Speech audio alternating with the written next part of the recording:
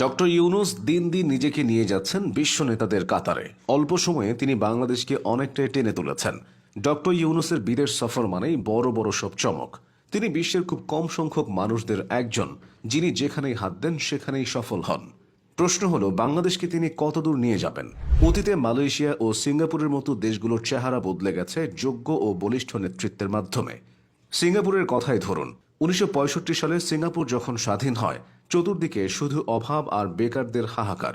আর এখন সিঙ্গাপুরের উন্নতি দেখে উন্নত দেশগুলো লজ্জা পায়। সিঙ্গাপুরকে এভাবে বদলে দেওয়ার নায়ক লি কুয়ান ইউ। সিঙ্গাপুরের প্রথম প্রধানমন্ত্রী হিসেবে তিনি সিঙ্গাপুর থেকে দুর্নীতির শেকড় উপড়ে ফেলেছিলেন।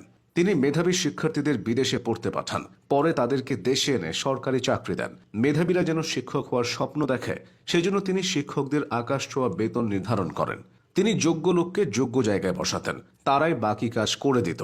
তবে 1 বা 2 বছর নয়, লি কুয়ান ক্ষমতায় ছিলেন দীর্ঘ 31 বছর। তিনি স্বেচ্ছায় ক্ষমতা ছেড়েছিলেন। সিঙ্গাপুরের আয়তন বাংলাদেশের নারায়ণগঞ্জ জেলার চেয়েও কম।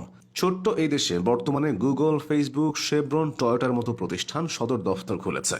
পুরো সিঙ্গাপুরে আপনি দুর্নীতি তো দূরে থাক, সামান্য পরিমাণ ময়লাও খুঁজে পাবেন না। আধুনিক সিঙ্গাপুরের জনক লি কুয়ান 2015 সালে না ফেরার দেশে পাড়ি জমান।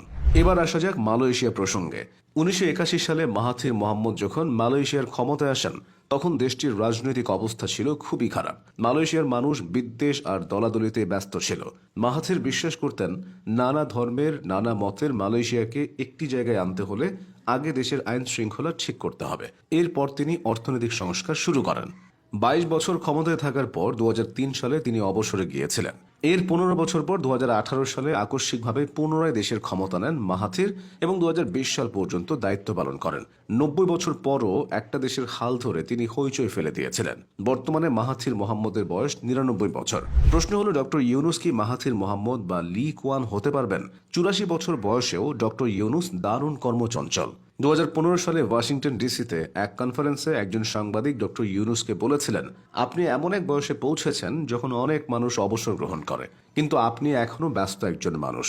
জবাবে ডক্টর ইউনূস বলেছিলেন, অবসর শব্দটিকে অবসরে পাঠানো উচিত। ডক্টর ইউনূসের সবচেয়ে বড় শক্তি হলো তার বৈশ্বিক পরিচিতি।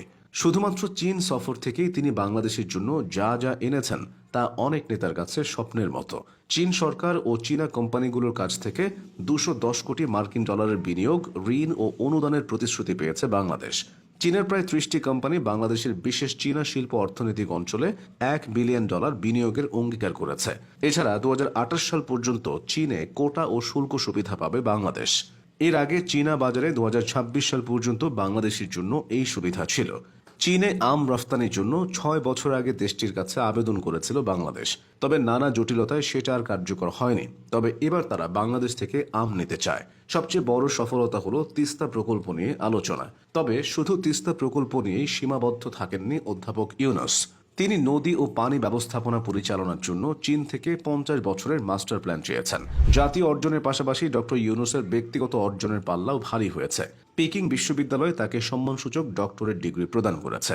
বিশ্বব্যাপী দারিদ্র্যের বিরুদ্ধে লড়াইয়ে অবদান রাখার কারণে তিনি প্রশংসিত হয়েছেন।